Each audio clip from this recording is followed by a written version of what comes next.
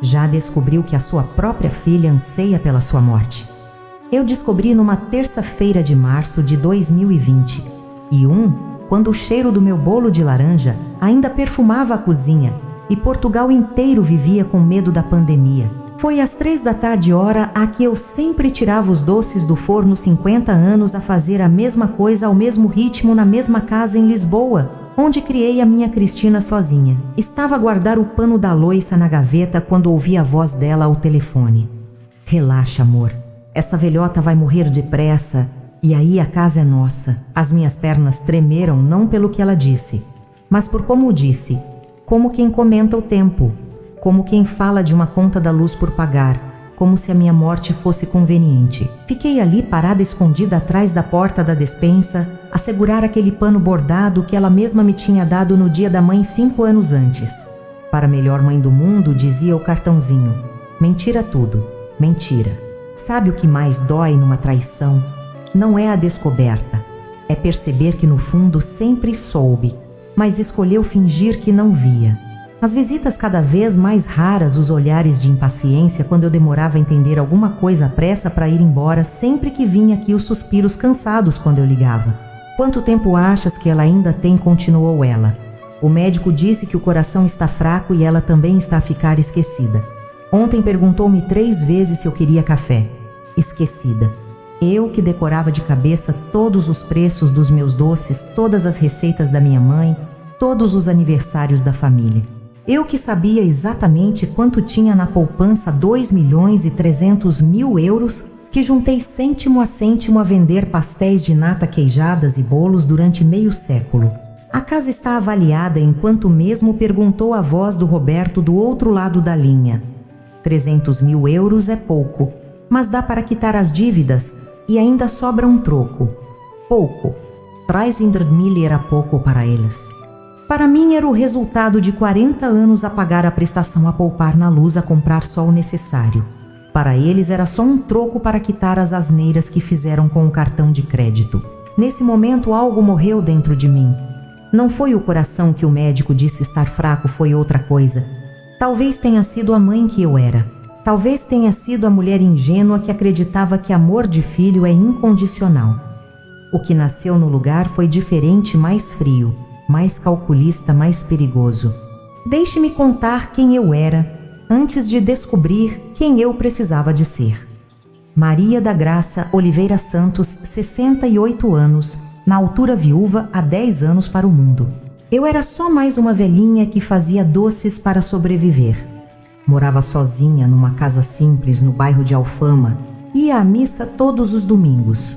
Cuidava das plantas, via a telenovela. A vizinhança conhecia-me como a Dona Graça, que sempre tinha um docinho para oferecer. Os miúdos da rua sabiam que podiam bater à minha porta se estivessem com fome.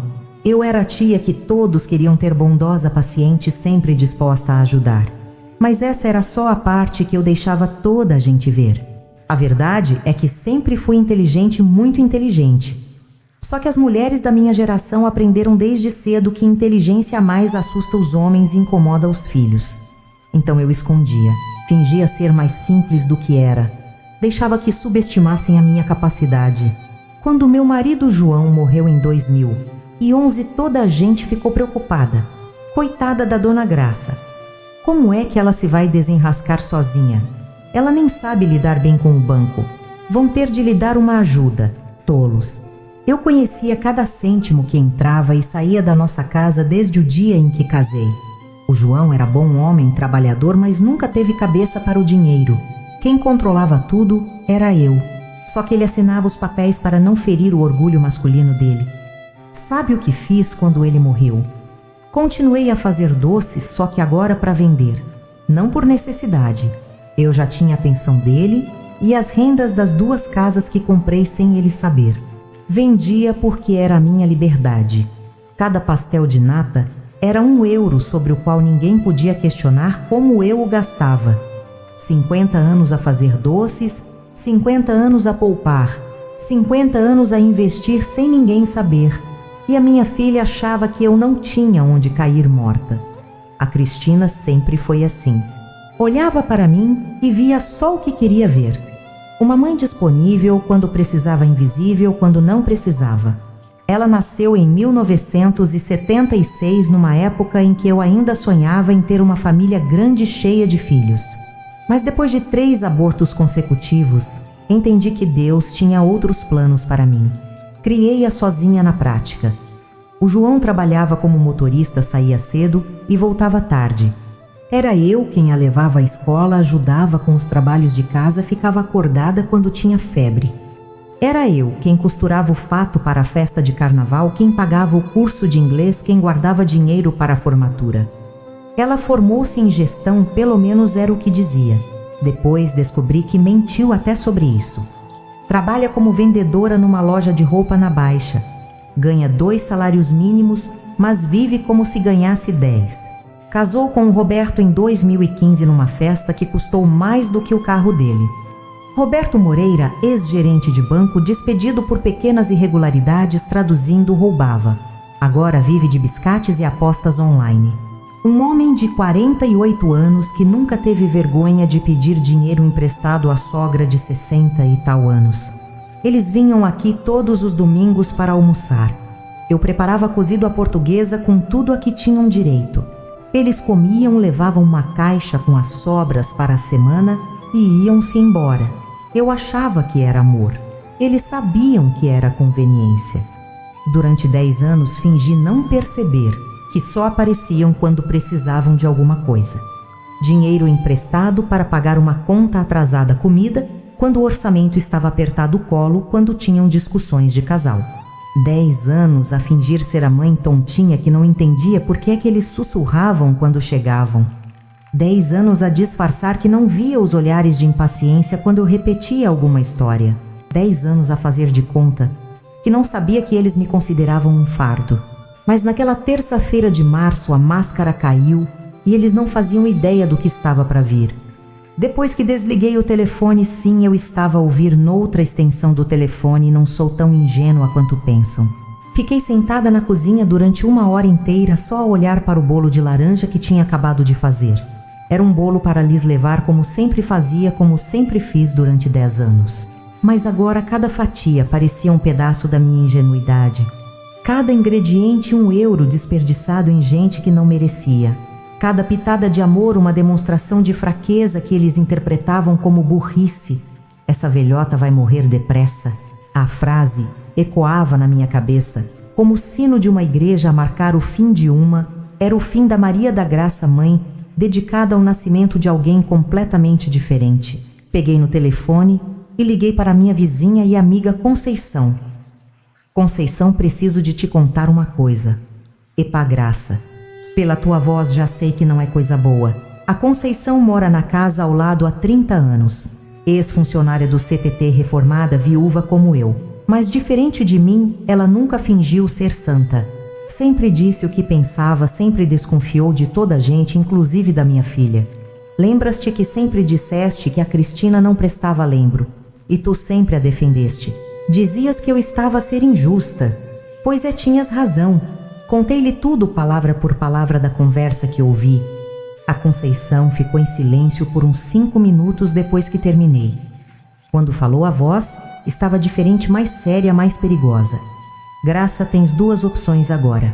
Ou a confrontas e finges que nada aconteceu, ou deixas que eu te ajude a dar-lhes o troco que ela merece. Que tipo de troco? O tipo que a vai fazer arrepender-se de ter nascido? Nessa hora senti algo estranho no peito. Não era tristeza, não era raiva. Era uma satisfação sombria, uma vontade de ver até onde a minha própria filha seria capaz de ir para conseguir o que queria.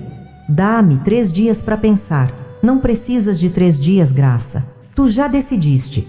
Só estás com medo de admitir que decidiste. Ela tinha razão. Eu já tinha decidido na hora em que ouvi aquela conversa.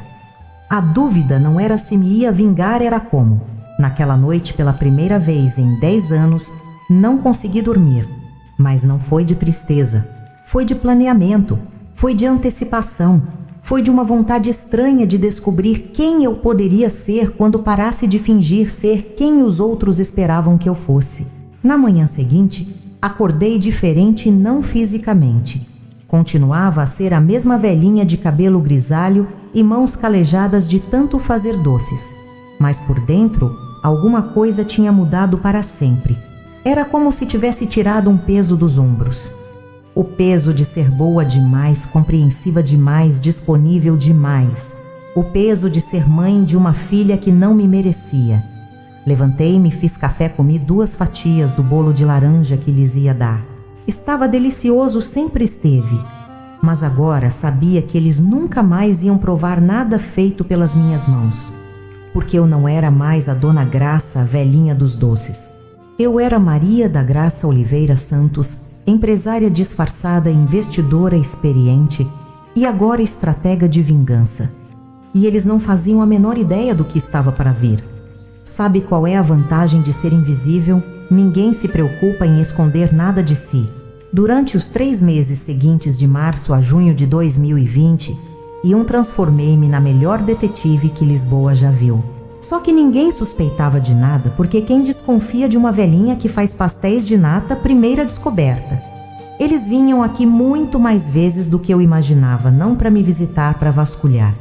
Comecei a deixar pequenas marcas nas gavetas, nos papéis, nos lugares onde guardava documentos.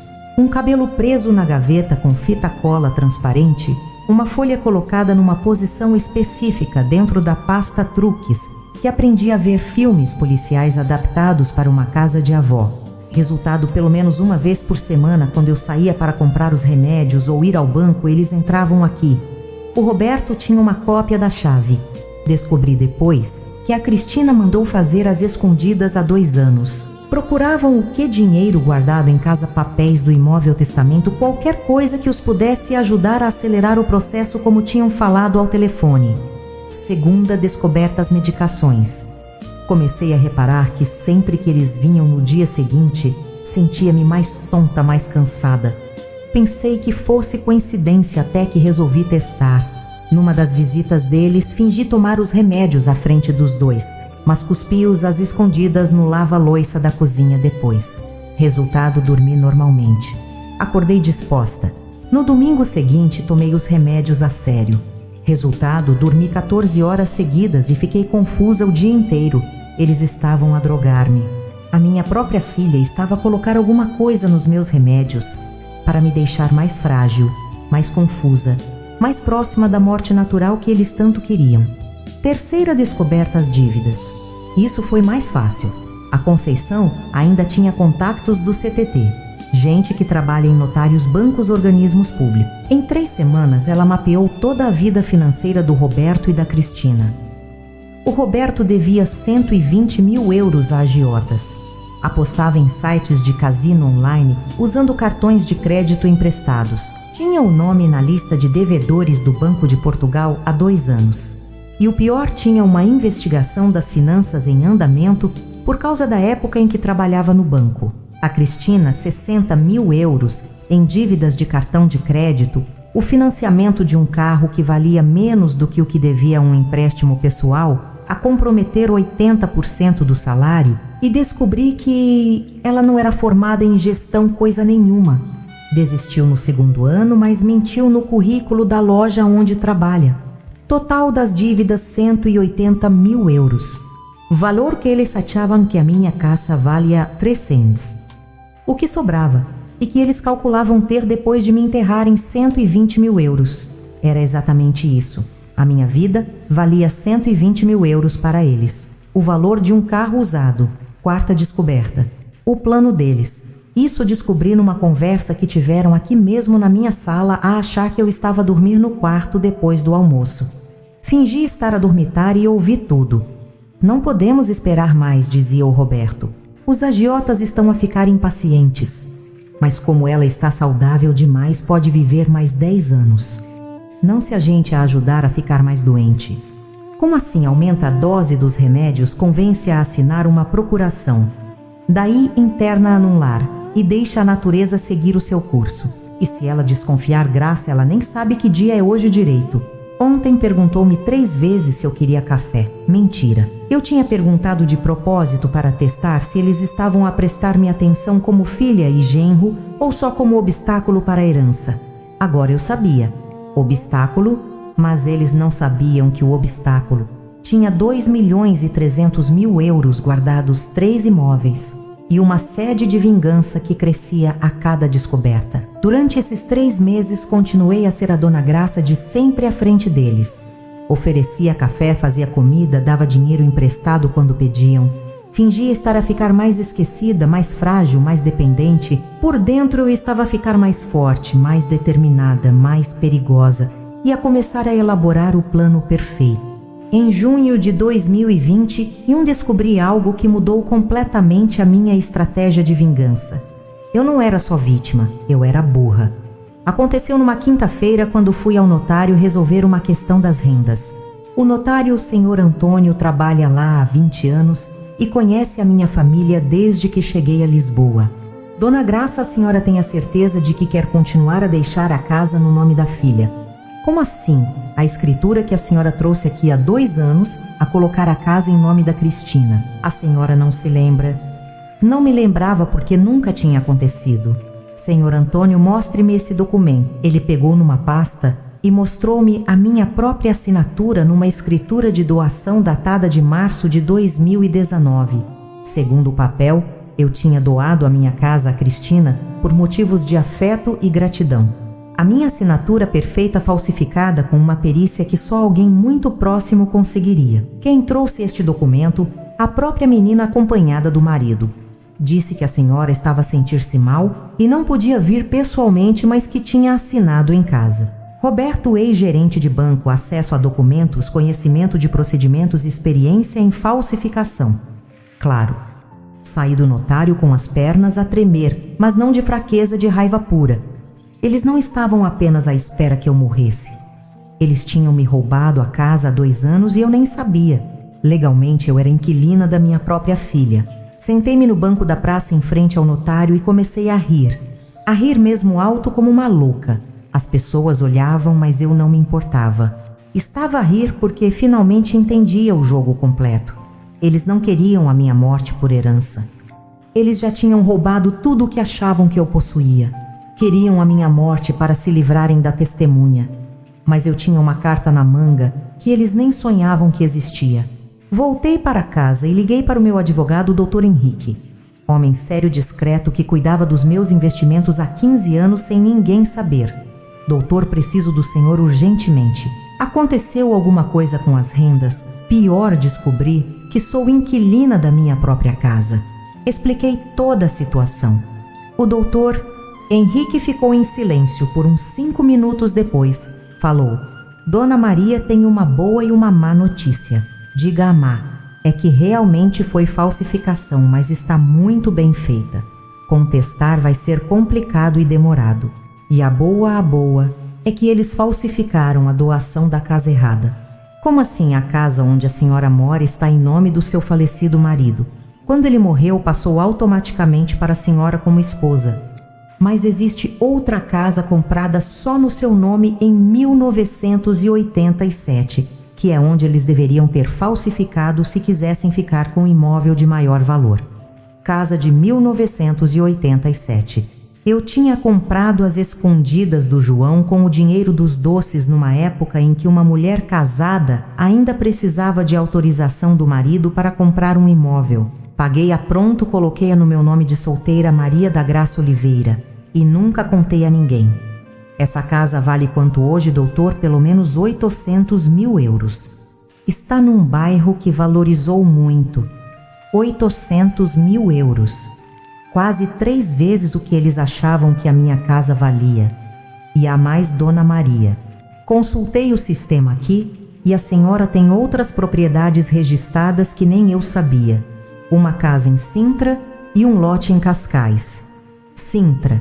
Comprei em 1995 com dinheiro dos doces e da pensão. Cascais.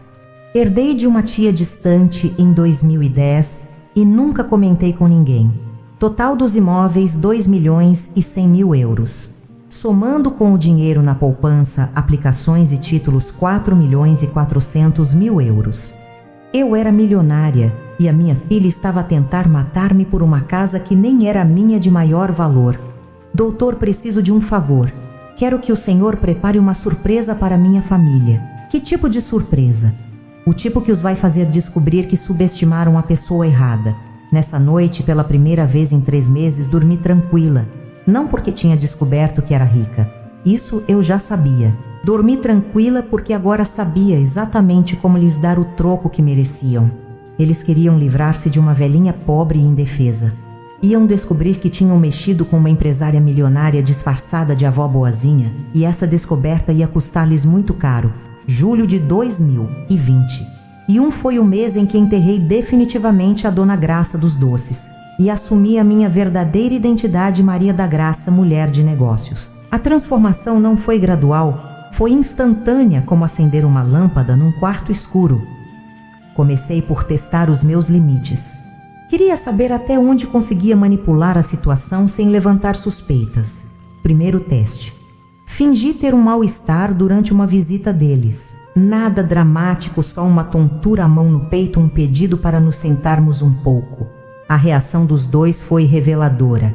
A Cristina, ô mãe a mãe, está a alimentar-se bem. O Roberto, Dona Graça, não quer que eu a leve ao médico. Preocupação falsa. Eu via nos olhos deles uma ansiedade diferente. Não de quem tem medo que algo aconteça, mas de quem tem medo que algo não aconteça depressa. Segundo teste. Deixei escapar que estava com dificuldade em lidar com o banco, que as senhas eram complicadas demais, que talvez precisasse de ajuda para organizar essas coisas. O Roberto ofereceu-se imediatamente para me ajudar com as questões financeiras. A Cristina sugeriu que eu fizesse uma procuração para facilitar as coisas. Procuração à porta de entrada para eles controlarem a minha vida financeira. Terceiro teste. Fingi esquecer o nome do Roberto à frente deles. Chamei-lhe Ricardo umas 3 vezes. Depois corrigi-me com vergonha. Ai, desculpe, genro. Hoje estou meio confusa. Vi o olhar que eles trocaram. Era a esperança misturada com impaciência. Como se pensassem, finalmente está a ficar caduca de verdade. Cada teste confirmava a minha suspeita. Eles não tinham um pingo de amor por mim.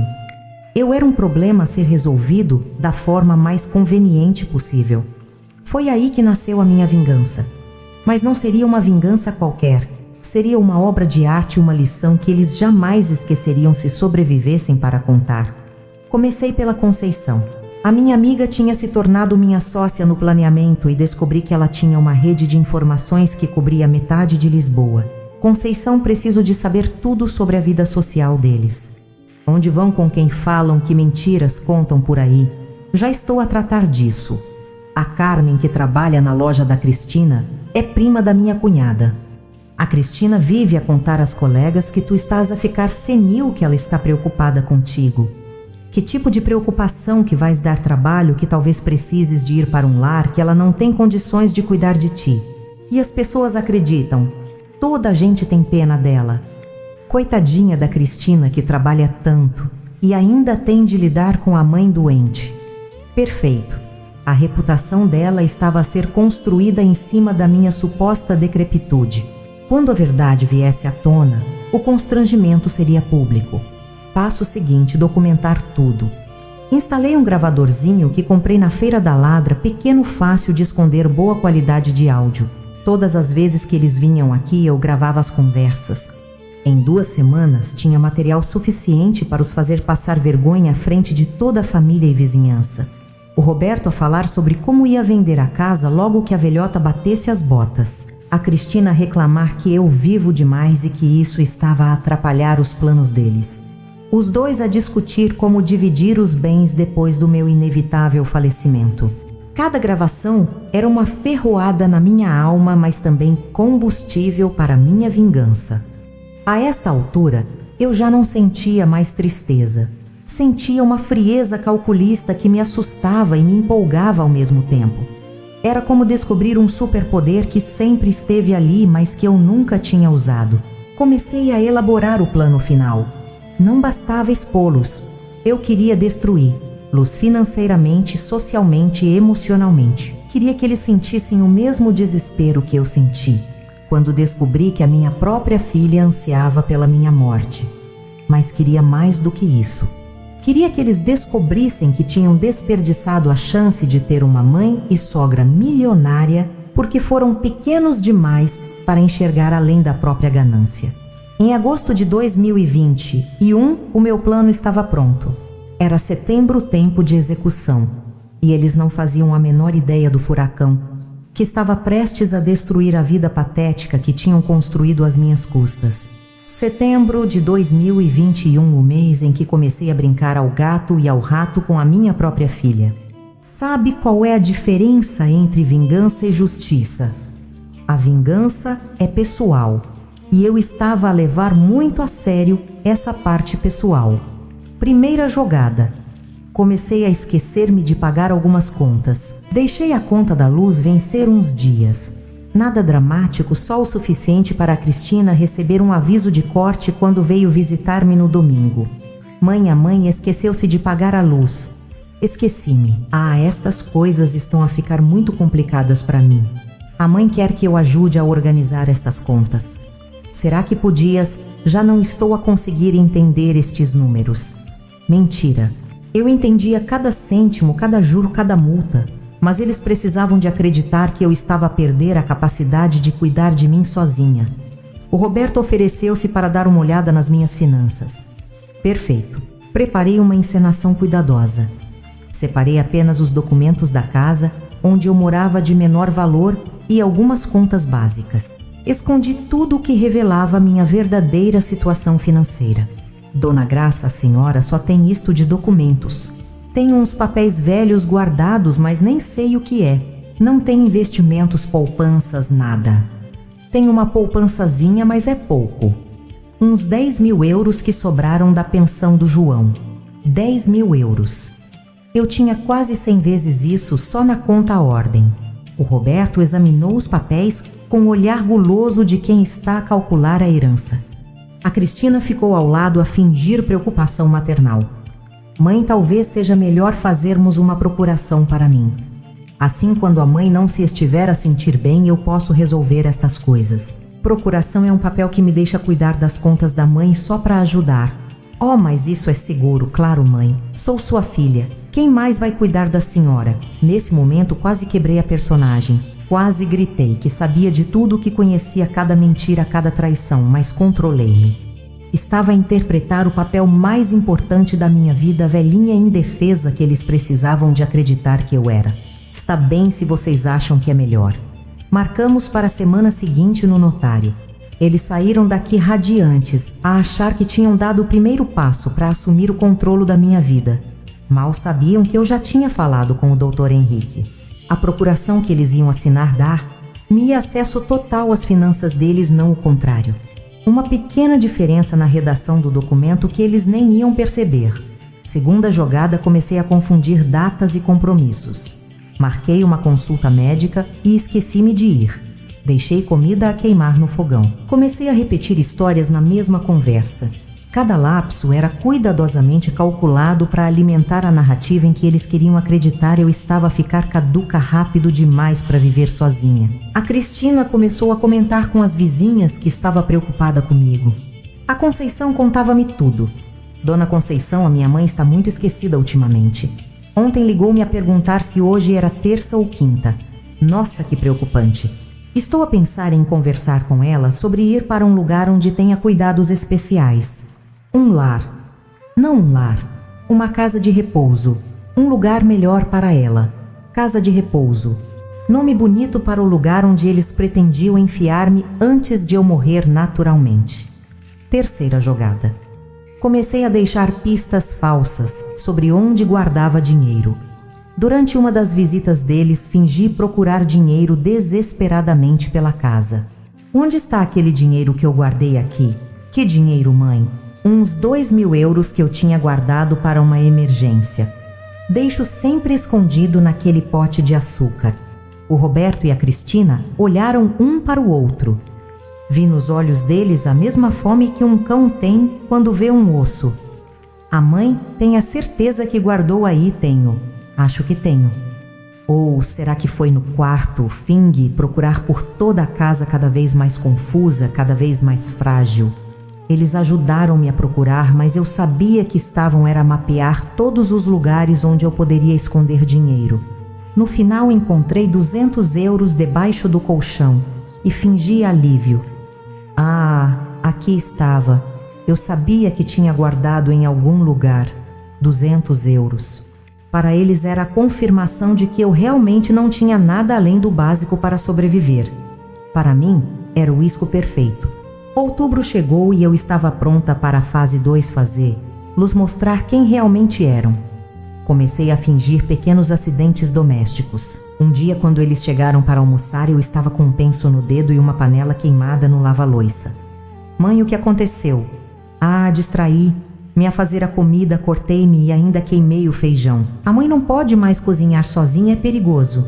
Mas como vou comer se não cozinhar? A gente resolve isso, não se preocupe. A solução deles foi simples. A Cristina começou a trazer-me comida pronta.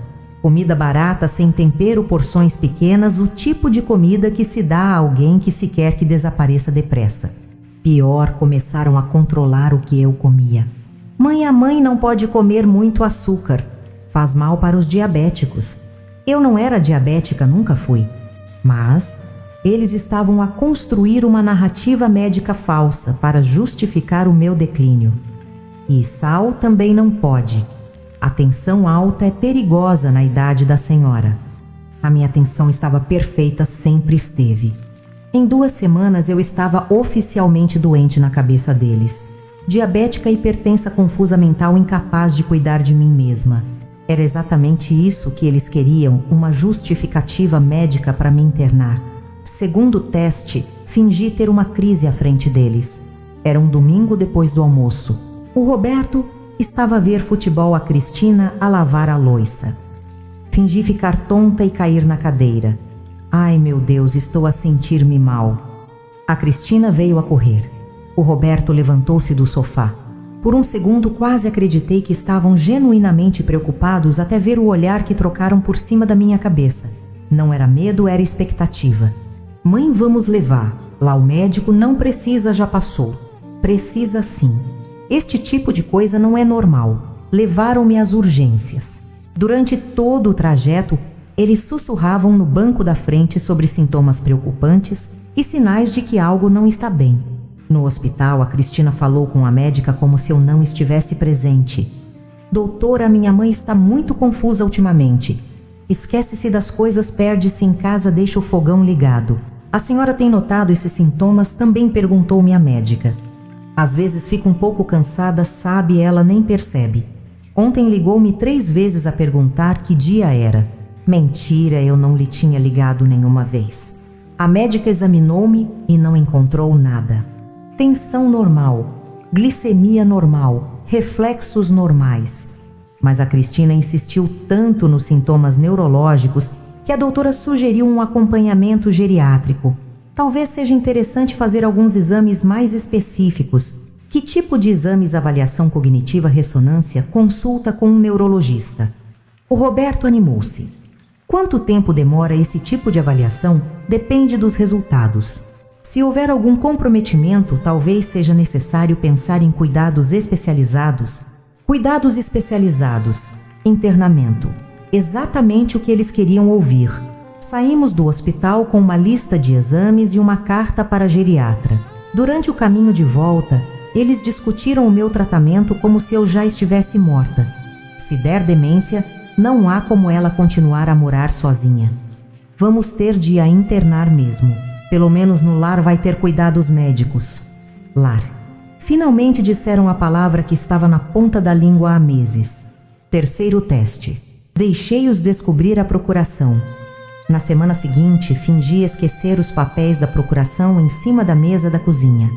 Quando chegaram para a visita dominical, a Cristina viu logo. Mãe, que papel é este? Ah, é aquela procuração de que vocês falaram.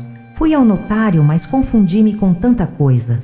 O Roberto pegou no documento e leu-o rapidamente. Vi a satisfação no rosto dele. Achou que tinha o controle total sobre a minha vida financeira. A senhora fez certinho, dona Graça. Agora a gente pode ajudar com tudo.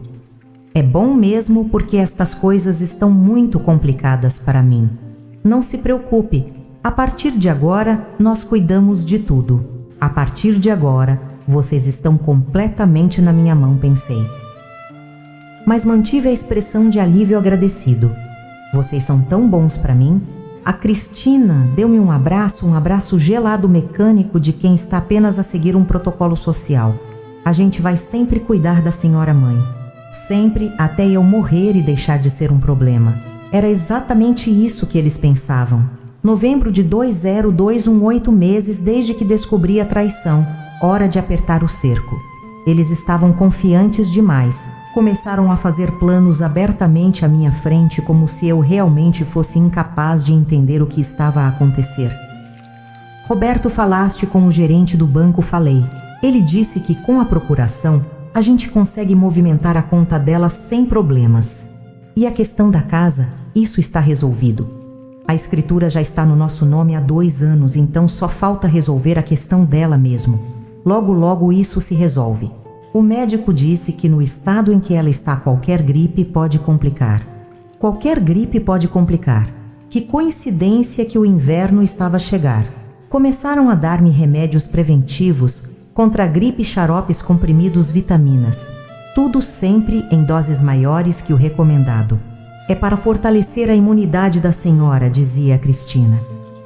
Mas eu continuava a fingir que tomava e a deitar, luz fora depois. Ainda assim, fingia ficar mais debilitada a cada semana. Em paralelo, eles começaram a pressionar para acelerar os exames médicos. Mãe, a geriatra, quer fazer os testes logo. Ela disse que é urgente. Urgente por quê? Por causa dos sintomas que a senhora tem apresentado. Pode ser algo sério. Fui à geriatra acompanhada por eles. Durante a consulta, a Cristina falou mais do que eu. Doutora, ela está muito confusa, às vezes não me reconhece. Deixa a torneira aberta ou fogão ligado. Ontem encontrei-a a tentar cozinhar às 2 da manhã. Mais mentiras. Eu dormia como um bebê todas as noites. A médica aplicou uns testes básicos de memória. Fingi dificuldade nas perguntas mais simples. Em que ano estamos, 2020 ou 2020? E um Newton, não tenho a certeza. Qual é o nome do presidente Marcelo, ou já mudou? Como se chama a sua filha Cristina? Cristiana, ai, que vergonha. Às vezes confundo. Vi a Cristina a fingir tristeza, mas os seus olhos brilhavam de satisfação. Resultado dos exames: comprometimento cognitivo, leve com tendência de progressão, traduzindo demência em desenvolvimento. Internamento, recomendado em 6 meses. 6 meses. Eles tinham um prazo, e eu também. 4ª jogada. Deixei-os descobrir as chaves dos outros imóveis. Durante uma das visitas, fingi estar à procura de algo desesperadamente. Onde estão aquelas chaves que guardei aqui? Que chaves, mãe? Umas chaves velhas que eram do João. Acho que são de alguma coisa importante. O Roberto interessou-se na hora. Onde é que a senhora viu essas chaves pela última vez? No quarto, dentro daquela caixa de sapatos. Ele foi buscar. Voltou com um molho de chaves que eu tinha plantado lá. São estas? São sim, mas já não me lembro do que são. Ele examinou as chaves como se fossem tesouros. 2 delas tinham etiquetas com moradas, os imóveis que eles não sabiam que existiam. Dona Graça, estas chaves têm moradas. A senhora conhece estes lugares, moradas? Deixa-me ver. Não conheço. Não, deve ser coisa velha do João. Quer que eu vá dar uma olhada? Pode ser alguma coisa importante, se vocês acham que vale a pena. O Roberto e a Cristina saíram daqui naquele domingo praticamente a correr para investigar as moradas.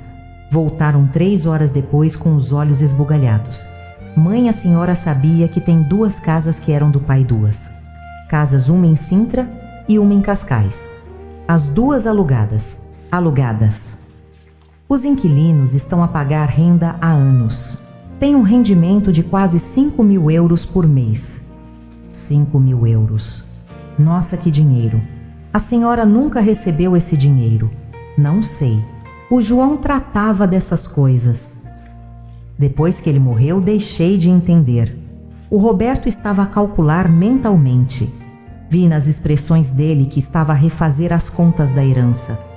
2 casas, 5.000 euros de renda por mês. Nos cálculos deles, eu tinha acabado de ficar muito mais valiosa e muito mais perigosa para eles manterem viva. Dezembro de 2000 e 21 metroês de Natal, época de família reunida de confraternização. Para mim, era a época da execução final.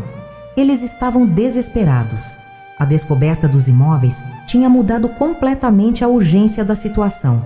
Agora não era mais uma questão de herdar 300 mil euros. Era uma questão de herdar mais de 1 milhão. E uma mulher com demência que herdou um patrimônio desse tamanho torna-se alvo de acidentes muito facilmente. Comecei a perceber mudanças no comportamento deles mais agressivos, mais impacientes, mais perigosos. A Cristina começou a falar abertamente sobre o internamento. Mãe, encontrei uma casa de repouso muito boa. Quer conhecer para quê?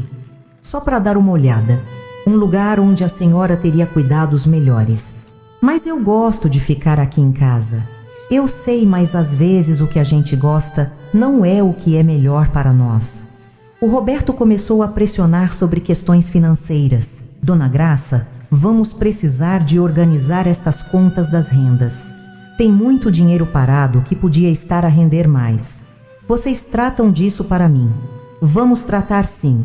Só precisamos de mais algumas assinaturas. Mais assinaturas. Procurações específicas, acesso total aos imóveis e contas. Eles estavam a preparar-se para me liquidar completamente. Mas eu também estava a preparar-me. Convoquei uma reunião com o Dr. Henrique para acertar os detalhes finais. Doutor, preciso que o senhor prepare uma surpresa para o Natal. Que tipo de surpresa? O tipo que vai fazer a minha família descobrir quem eles realmente são diante de toda a gente. Expliquei o meu plano. O doutor Henrique ficou em silêncio por uns 10 minutos, depois abanou a cabeça. Dona Maria, isto vai ser devastador para eles.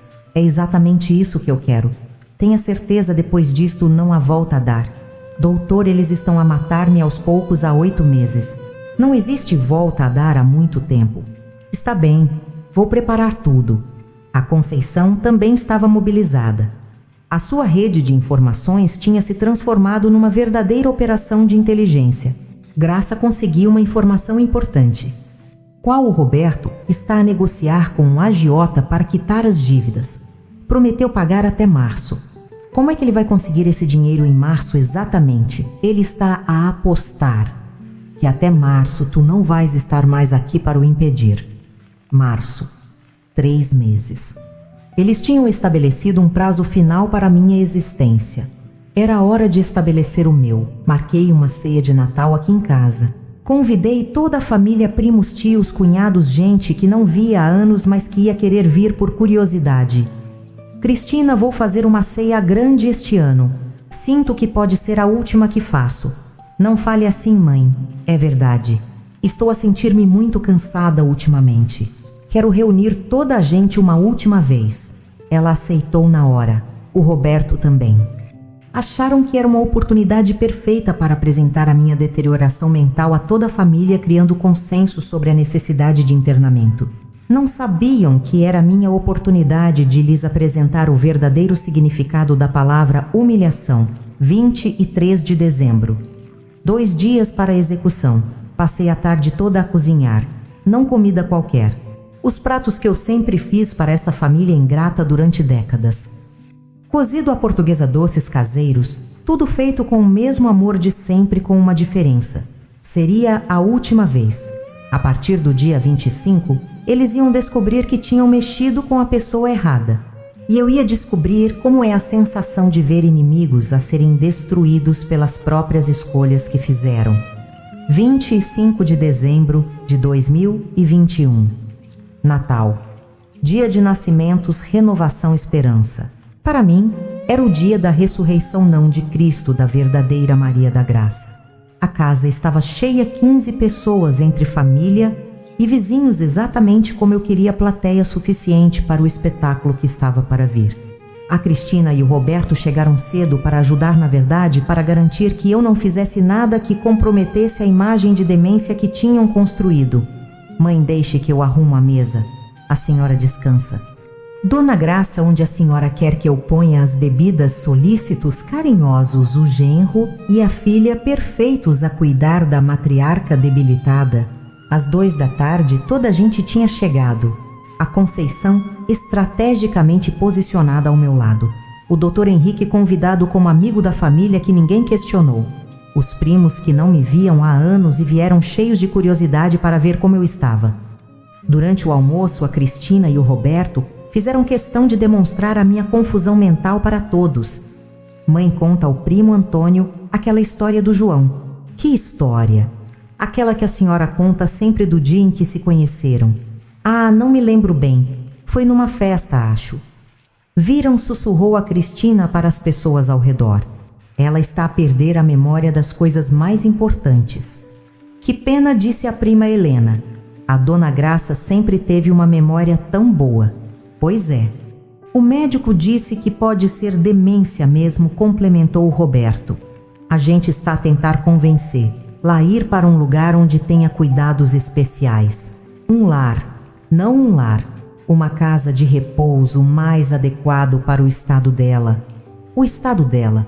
Como se eu fosse um móvel estragado que precisa de ser descartado. Continuei a fingir confusão durante todo o almoço. Chamei o primo de João. Esqueci-me onde tinha colocado o sal. Perguntei 3 vezes se alguém queria mais cozido. A família toda foi ficando com pena de mim e a admirar como a Cristina e o Roberto eram dedicados em cuidar de uma velha tão debilitada. Às 4h, depois da sobremesa, chegou a hora. Gente, eu queria dizer uma coisa. O que é, mãe? Estou a sentir-me muito cansada ultimamente, muito confusa. Acho que vocês têm razão sobre eu precisar de ajuda. A Cristina e o Roberto olharam um para o outro com satisfação mal disfarçada. Então resolvi fazer uma coisa. Doutor, Henrique pode mostrar os papéis a toda a gente. O doutor Henrique abriu a pasta que tinha trazido e começou a distribuir cópias de documentos a cada pessoa presente. O que é isto? Perguntou o primo Antônio. São os bens da Dona Maria. Ela pediu-me para fazer um inventário completo de tudo o que possui. A Cristina franziu a testa. Para que é isso, mãe? Para vocês entenderem bem o que estão a perder. O tom da minha voz mudou. De repente não havia mais confusão, mais fragilidade. A minha voz saiu firme, clara, calculista. Fez-se um silêncio na sala. Toda a gente percebeu a mudança. Doutor, pode ler em voz alta para toda a gente ouvir. O doutor Henrique colocou os óculos e começou a ler. Inventário dos bens de Maria da Graça Oliveira Santos. Imóvel, casa residencial na Rua das Flores 247, bairro de Alfama. Valor atual 350 mil euros. A Cristina abanou a cabeça. Isso a gente já sabia. Imóvel 2, casa residencial na Rua Coronel Fabriciano 189, Sintra. Valor atual 420 euros. 000. O Roberto começou a ficar nervoso. Imóvel 3, casa residencial na Rua dos Inconfidentes 890 e Cascais. Valor atual 680 mil euros. 3 casas, murmurou a prima Helena. Imóvel 4, terreno urbano na Avenida Marginal, lote 45.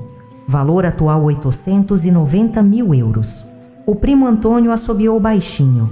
Espera aí, disse a Cristina com a voz a tremer. Mãe, de onde saíram estas propriedades? Do mesmo lugar de onde saiu a tua capacidade de me respeitar, filha. Do nada que tu imaginaste que eu era. O doutor Henrique continuou. Conta a poupança no Banco X 180 mil euros. Conta a ordem no Banco Y 95 mil euros. Aplicações em depósitos a prazo 340 mil euros. Títulos do Tesouro 890 mil euros. Ações diversas 450 mil euros. A sala estava em silêncio absoluto. Total do patrimônio 4.425 mil euros. A Cristina ficou branca. O Roberto pareceu que ia desmaiar. Isso é mentira, murmurou a Cristina. A minha mãe não tem esse dinheiro todo. A tua mãe, disse eu, levantando-me da cadeira com uma firmeza que ninguém esperava, tem muito mais do que alguma vez imaginaste ter. Andei até a televisão e peguei num gravador que estava em cima do aparelho. Mas não é só dinheiro que eu tenho. Também tenho isto aqui. Carreguei no play. A voz da Cristina saiu do aparelho. Relaxa, amor. Essa velhota vai morrer depressa. E aí a casa é nossa. Silêncio mortal na sala. A voz do Roberto. Quanto tempo achas que ela ainda tem a voz da Cristina? O médico disse que o coração está fraco e ela também está a ficar esquecida. O primo Antônio levantou-se da mesa. Que raio é isto? É a minha filha e o meu genro a planear a minha morte. Há 8 meses, respondi calmamente. Carreguei no botão para avançar. A voz do Roberto. Não podemos esperar mais. Os agiotas estão a ficar impacientes. A voz da Cristina. Mas como ela está saudável demais. A voz do Roberto. Não se a gente a ajudar a ficar mais doente. A prima Helena colocou a mão na boca horrorizada. E a mais disse eu, puxando mais uma pasta. Doutor, pode mostrar os exames que eu fiz em privado, doutor. Henrique pegou noutros papéis. Exames neurológicos da Dona Maria realizados em novembro de 2021. Resultado: capacidade cognitiva completamente normal. Não há sinais de demência Alzheimer ou qualquer tipo de comprometimento mental. A Cristina tentou falar. Mãe, eu posso explicar. Podes explicar como falsificaste a minha assinatura para roubar a escritura da minha casa? Tirei da pasta uma cópia da escritura falsa e atirei-a para a mesa. Podes explicar por que estavas a colocar remédios a mais no meu chá? Mostrei os frascos que tinha guardado às escondidas. Podes explicar por que mentiste ao médico sobre o meu estado mental? Peguei nas gravações das consultas médicas. Ou podes explicar como ias pagar os 180 euros? 000 de dívidas que vocês têm usando o dinheiro da minha herança. O Roberto tentou levantar-se. Dona Graça, a senhora não entendeu. Senta-te, gritei, com uma autoridade que fez toda a gente na sala tremer. Eu entendi tudo. Entendi que vocês são 2 criminosos que estavam a tentar matar-me para roubar a minha herança. A sala explodiu, toda a gente a falar ao mesmo tempo, alguns a levantarem-se, outros a exigir explicações. A Conceição sorriu ao meu lado. Eu avisei que essa rapariga não prestava. Agora, disse eu, voltando a sentar-me e cruzando as mãos com calma, vocês vão ouvir como as coisas vão funcionar daqui para frente. A Cristina estava a chorar. O Roberto suava em bica. Primeiro, vocês têm 1 hora para sair da minha casa e nunca mais voltar. Mãe, por favor. Segundo a procuração que vocês assinaram no notário, não vos dá direito sobre o meu dinheiro, dá-me a mim direito sobre o dinheiro de vocês. O Roberto olhou para mim com horror. Como assim o doutor Henrique mudou os termos do documento? Vocês estavam tão ansiosos para assinar que nem leram direito. Isso é ilegal. Sabes o que é ilegal? Falsificar documentos, tentar envenenar uma idosa, fraude contra incapaz. Vocês querem mesmo falar de ilegalidade? O doutor Henrique abriu outra pasta. Tenho aqui também uma denúncia formal, que será apresentada na Polícia Judiciária amanhã, dia 26. Falsificação de documento público, burla qualificada, tentativa de homicídio qualificado e associação criminosa. Tentativa de homicídio, gaguejou a Cristina. Os remédios que vocês me estavam a dar eram para diabetes. Eu não sou diabética. Uma overdose de insulina pode matar uma pessoa saudável. Vocês sabiam disso? O primo Antônio levantou-se novamente. Cristina, isso é verdade. Ela não conseguiu responder, apenas chorava e abanava a cabeça. Terceiro, continuei eu. Roberto, os teus agiotas vão receber uma visita da Polícia Judiciária amanhã.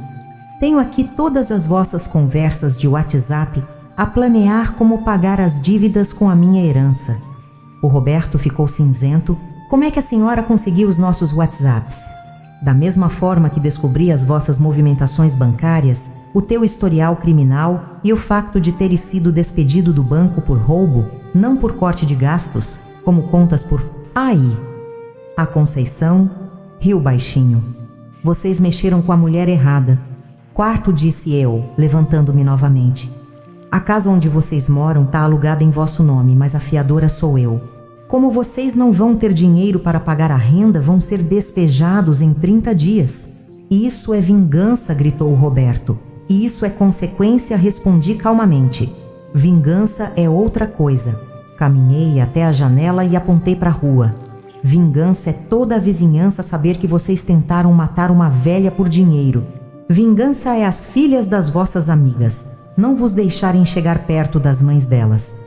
Vingança é nunca mais conseguirem um emprego decente porque toda Lisboa vai saber quem vocês são. A Cristina levantou-se desesperada. Mãe, eu sou tua filha. Tu eras minha filha. A partir de hoje és apenas Cristina Santos Moreira, uma criminosa que tentou matar uma idosa por cobiça. Por favor, mãe, perdoa-me. Perdão, rime. Um riso frio sem humor. Filha, estavas a matar-me aos poucos há 8 meses. Estavas a pôr veneno na minha comida, estavas a falsificar a minha assinatura, estavas a mentir a médicos. Perdoar-te olhei-a nos olhos com uma frieza que me assustou. Eu prefiro ver-te na cadeia.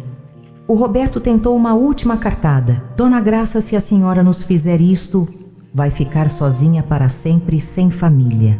Roberto disse, eu sorrindo pela primeira vez na conversa.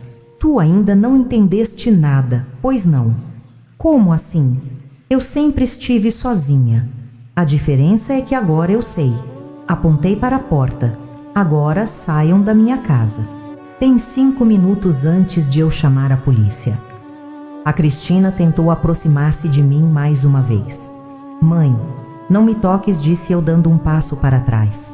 Essas mãos que punham veneno na minha comida não me tocam mais.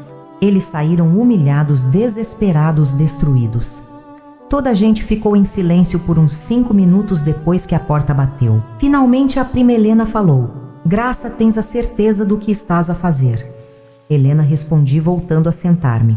Durante 68 anos da minha vida, eu fiz o que os outros esperavam de mim. Fui boa esposa, boa mãe, boa vizinha, boa cristã. Servi um pouco mais de café para toda a gente.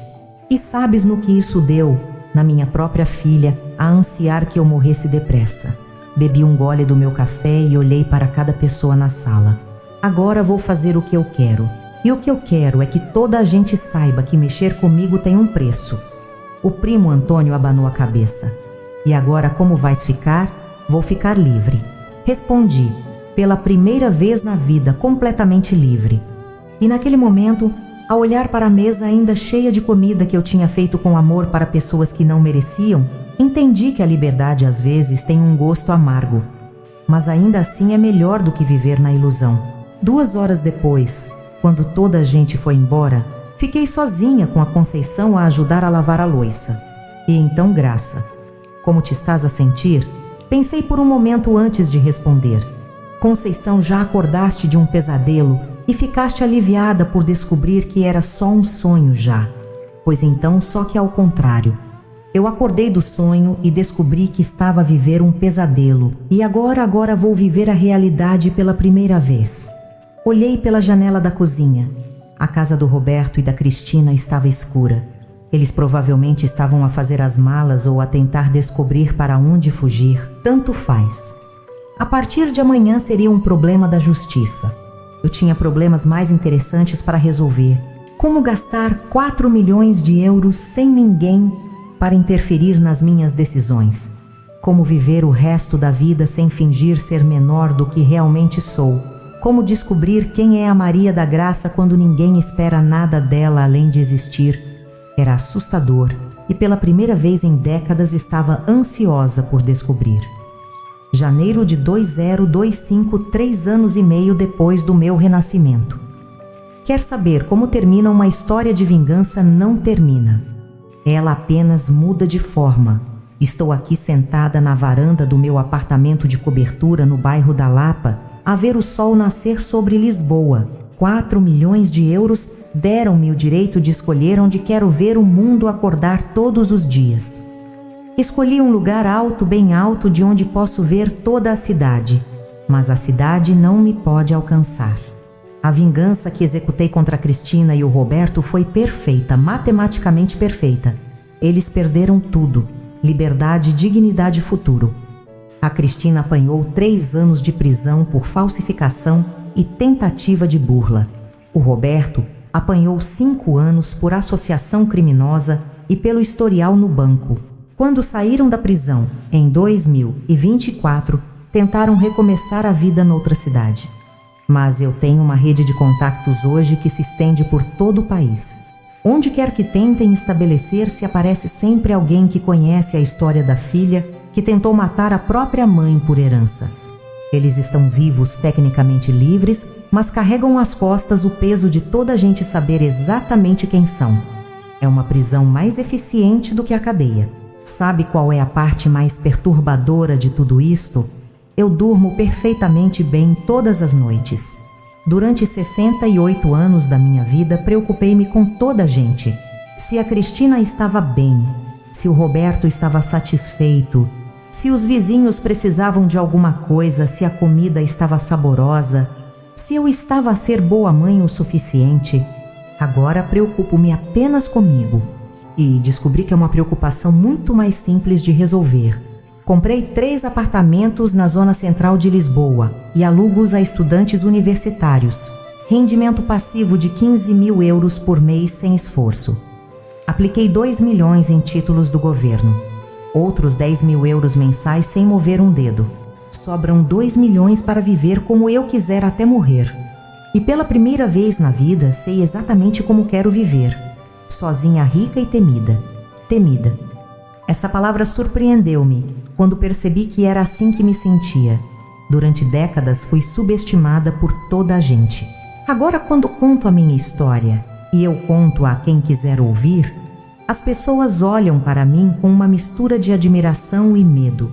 Medo de que uma velhinha aparentemente inofensiva possa ser mais perigosa do que qualquer criminoso profissional. E tem razão em ter medo. Porque se uma filha de 45 anos pode trair uma mãe de 68, qualquer pessoa pode trair qualquer pessoa. E se eu fui capaz de destruir completamente 2 vidas em retaliação, qualquer vítima pode ser mais perigosa do que qualquer agressor. É uma lição que tento ensinar a outras mulheres da minha idade. Criei um grupo informal que se reúne aqui todas as quartas-feiras. Mulheres Livres de Lisboa. 15 senhoras, entre os 60 e os 80 anos, que descobriram cada uma à sua maneira que foram subestimadas a vida inteira. A dona Mercedes, 74 anos, descobriu que o filho estava a desviar a pensão dela há 5 anos. A dona Carmen, 67 anos, apanhou o genro a tentar convencer, lá assinar a casa em nome da filha por segurança. A dona Aparecida, 81 anos, descobriu que a neta estava a retirar dinheiro da conta dela usando uma procuração falsa. Eu ajudo-as a vingarem-se, não com violência, com inteligência, com paciência, com o mesmo método que usei. Deixar os traidores revelarem-se completamente, documentar tudo, depois destruí-los usando as suas próprias ações como arma. É um trabalho satisfatório, muito mais satisfatório do que fazer pastéis de nata. Às vezes pergunto-me se sou uma boa pessoa. A resposta é: não sei e não me importo. Durante 68 anos tentei ser uma boa pessoa e quase morri nas mãos da minha própria filha. Agora tento ser uma pessoa eficiente, uma pessoa temida, uma pessoa que ninguém se atreve a subestimar. É um trabalho que me dá muito mais prazer do que tentar agradar a toda a gente. Ontem recebi uma chamada a um número que não conhecia. Estou Dona Maria, é a Cristina. Silêncio. Depois de 3 anos e meio, a minha ex-filha tinha a coragem de me ligar. O que queres, queria? Queria falar com a senhora. Estamos a falar. Pessoalmente, por favor. Não. Mãe. Não me chames mãe. Mães não tentam matar filhas. Filhas não tentam matar mães. Nós somos apenas 2 estranhas que se conheceram uma vez. Por favor, só há 5 minutos. Para quê? Para pedir perdão. Ri-me, não um riso alegre. Um riso que saiu de um lugar escuro dentro de mim. Cristina, queres perdão por quê? Porque te arrependes ou porque precisas de alguma coisa? Silêncio do outro lado. Imaginei.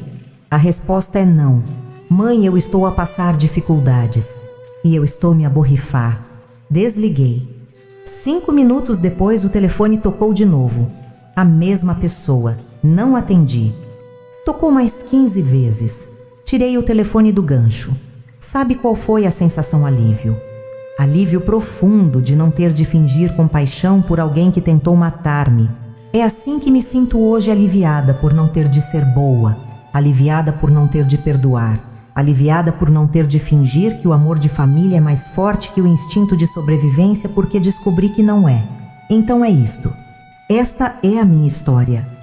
A história de como uma velhinha de 68 anos descobriu que tinha sido ingênua a vida inteira e decidiu parar de o ser. A história de como alguém subestimou a pessoa errada e pagou com a vida inteira por isso. A história de como a vingança pode ser mais satisfatória que o perdão. E agora você está aí a ouvir tudo isto, provavelmente a perguntar-se se sou a heroína ou a vilã nesta história. A resposta é tanto faz. Durante décadas, tentei ser a heroína da minha própria vida. Fui mãe dedicada, esposa fiel, vizinha prestável, cristã praticante. Resultado, quase morri envenenada pela pessoa que mais amei no mundo. Agora sou a vilã da história de algumas pessoas. E sabe de uma coisa, durmo muito melhor a ser temida do que a ser amada. Porque o amor pode ser fingido. O medo é sempre sincero. Se está a ouvir esta história e a pensar, nossa, que mulher terrível, talvez seja do tipo de pessoa que nunca foi traída por quem mais confiava. Sorte a sua. Espero que continue assim. Mas se está a ouvir esta história e a pensar, entendo perfeitamente, cuidado, porque talvez também tenha descoberto que as pessoas que ama são capazes de coisas muito piores do que imagina. E talvez você também seja capaz de coisas muito piores do que elas imaginam. Quer um conselho? Pare de fingir ser menor do que é para fazer os outros sentirem-se confortáveis. Pare de esconder a sua inteligência para não assustar ninguém. Pare de fingir que não percebe quando estão a usá-lo. E principalmente pare de acreditar que ser uma boa pessoa significa aceitar ser tratado como lixo. Eu passei 68 anos a fazer isso. Quase me matou literalmente. Agora tenho 72 anos e pretendo viver pelo menos mais 20. 20 anos a fazer exatamente o que quero, com quem quero, quando quero. 20 anos sem me importar se estão a gostar de mim. 20 anos a ser temida em vez de subestimada. 20 anos a ser livre de verdade. Se isso faz de mim uma pessoa má, que seja. As pessoas más vivem mais tempo que as pessoas boas. É estatística. Quer saber o que aconteceu depois que descobri que era milionária disfarçada de velhinha pobre? Descobri que o dinheiro não compra amor, mas compra algo muito melhor: independência. Independência para escolher que tipo de pessoa eu quero ser. E eu escolhi ser o tipo de pessoa que ninguém se atreve a trair. Ontem encontrei uma das vizinhas antigas no supermercado, a Dona Lourdes, que morava na rua há 15 anos e sempre foi muito simpática comigo. Ai, Dona Graça, como está? Há tanto tempo que não a via. Estou bem, Lourdes. A morar num apartamento agora. Soube da história da Cristina. Que coisa horrível, não é uma filha fazer isso à própria mãe. É, mas foi melhor descobrir. A senhora não tem saudades dela. Pensei por uns segundos antes de responder. Lourdes, você tem saudades de uma dor de dentes depois de arrancar o dente podre. Ela ficou sem graça. Dona Graça, mas é sua filha. Era. Agora é apenas uma pessoa que tentou matar-me e está a pagar as consequências. Mas o perdão é uma coisa de Deus e a justiça também. Saí do supermercado a saber que até ao final do dia a conversa seria assunto na rua inteira. A Dona Graça está diferente. Ficou mais dura. Já não é a mesma pessoa. Tem razão. Não sou mais a mesma pessoa. A pessoa que eu era morreu numa terça-feira de março de 2021, quando descobriu que estava a ser assassinada aos poucos pela própria filha. A pessoa que eu sou nasceu naquele exato momento, e essa nova pessoa tem uma mensagem para si: cuidado com quem subestima, cuidado com quem trai, cuidado com quem considera fraco, porque talvez essa pessoa seja apenas alguém que ainda não teve motivo suficiente para mostrar do que é capaz. Eu tive, e olhe no que deu. Epílogo, 4 anos depois. Hoje é 25 de dezembro de 2025, 4 anos exatos desde o dia da minha vingança. Estou a passar o Natal sozinha no meu apartamento a comer o mesmo cozido que sempre fiz, a ver a mesma telenovela que sempre vi. A diferença é que agora escolho estar sozinha. Não tenho família, tenho paz. Não tenho filha, tenho dignidade. Não tenho ninguém a visitar-me por obrigação. Tenho algumas pessoas que me visitam por respeito e descobri que o respeito é muito mais confortável do que o amor forçado. Às 15 horas o telefone tocou. Pensei que fosse uma das senhoras do grupo, mas era um número que não conhecia. Estou Dona Maria, aqui é o Roberto. O meu ex-genro depois de 4 anos. O que queres, queria? Queria desejar um Feliz Natal à senhora. Roberto, ligaste para a pessoa errada. Eu não tenho Natal feliz para quem tentou matar-me. Dona Maria, a gente errou. Erraram. Vocês envenenavam-me sistematicamente há 8 meses. Isso não é um erro, é um crime. A senhora não consegue perdoar, conseguir consigo. Querer é que não quero. Por quê? Porque o perdão é para quem se arrepende. Vocês arrependem-se do que fizeram ou arrependem-se de terem sido apanhado o silêncio? Imaginei. Adeus, Roberto. Dona Maria, espere. Não. E não voltem a ligar. Desliguei e tirei o telefone do gancho. Voltei para o meu cozido a pensar: que bom que não perdoei. Porque o perdão não me teria dado o que tenho hoje, a certeza absoluta de que fiz a escolha certa. A certeza de que algumas pessoas merecem exatamente o que conseguem com as suas próprias ações. A certeza de que não devo nada a ninguém além de a mim mesma. E principalmente a certeza de que nunca mais na vida vou fingir ser menor do que sou para agradar a alguém que não me merece. É véspera de 2026, o ano em que vou fazer 73 anos. Vou comemorar da mesma forma que comemorei todos os anos desde 2020 e sozinha, rica e livre. E se acha que é triste, talvez nunca tenha descoberto o prazer de não dever satisfações a ninguém. Eu descobri, e é melhor do que qualquer amor que já tive na vida. A verdadeira moral da história. Se chegou até aqui à espera que eu dissesse que me arrependo, que perdoei, que o amor venceu, você não entendeu nada. A moral da minha história é simples. Não existem pessoas boas a serem traídas por pessoas más. Existem pessoas inteligentes a serem subestimadas por pessoas burras. Eu era inteligente a fingir ser ingênua. Eles eram burros a achar que eram espertos. No final, cada um ficou com o que merecia. Eles ficaram com as consequências da burrice deles. Eu fiquei com os frutos da inteligência que sempre tive, mas que mantinha escondida. E sabe qual é a parte mais irônica de tudo? Se eles me tivessem tratado bem hoje, estariam ricos junto comigo. Mas foram pequenos demais para enxergar que a velhinha que fazia doces podia ser a pessoa mais rica da família.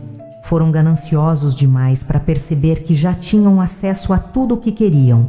Só precisavam de ser decentes. Foram burros demais para entender que a confiança vale mais que a herança. E agora estão a pagar pelo resto da vida por 15 minutos de conversa ao telefone que eu ouvi por acaso. Porque foi isso que os destruiu, uma conversa de 15 minutos, onde eles revelaram que tipo de pessoas eram realmente. E eu revelei que tipo de pessoa eu podia ser quando necessário. A diferença entre nós é que eu ainda posso escolher ser uma boa pessoa quando quero. Eles nunca mais vão ter a opção de ser confiáveis. E essa é a vingança perfeita, não apenas destruir alguém, mas tirar para sempre a possibilidade de essa pessoa ser feliz de verdade. Porque como é que se confia em alguém sabendo que toda a gente sabe que se é capaz de trair a própria mãe? Como é que se dorme tranquilo sabendo que toda a gente o vê como o tipo de pessoa que envenena uma idosa por dinheiro? Como é que se reconstrói uma vida quando a reputação está destruída para sempre? Não se reconstrói, apenas se sobrevive. E sobrevivência não é vida, é castigo. É isso que eles têm hoje. Castigo perpétuo disfarçado de liberdade. E eu tenho hoje o que sempre mereci. Liberdade real sem disfarce nenhum. Fim da história. Ou melhor, fim da história deles. A minha continua todos os dias cada vez melhor. Última mensagem. Se algum dia descobrir que está a ser traído por quem mais ama, lembre-se de mim. Lembre-se de que a vingança bem planeada é mais eficiente que a raiva impulsiva. Lembre-se de que documentar tudo é mais poderoso do que confiar na palavra de qualquer um. Lembre-se de que mostrar as suas cartas cedo é burrice de amador. E principalmente lembre-se de que você provavelmente é mais forte, mais inteligente e mais capaz do que as pessoas à sua volta imaginam. Só está à espera do motivo certo para o provar. Eu encontrei o meu motivo numa terça-feira de março. Espero que nunca precise de encontrar o seu. Mas se precisar agora, sabe como agir com inteligência, paciência e frieza cirúrgica. É assim que se destrói um inimigo de forma definitiva, dando-lhe exatamente o que ele merece, nem mais nem menos, só o que merece, e deixando que viva para sempre com as consequências das próprias escolhas. Contem para mim de onde vocês estão assistindo e o que vocês acharam da história de hoje. Deixem suas opiniões nos comentários, eu vou adorar ler cada uma delas. Desejo que todos vocês estejam sempre bem, com muita paz e segurança em seus corações e em seus lares. E se você também tem uma história interessante ou emocionante para contar, por favor compartilhe com a gente nos comentários. Adoraríamos ouvir e aprender com as suas experiências também.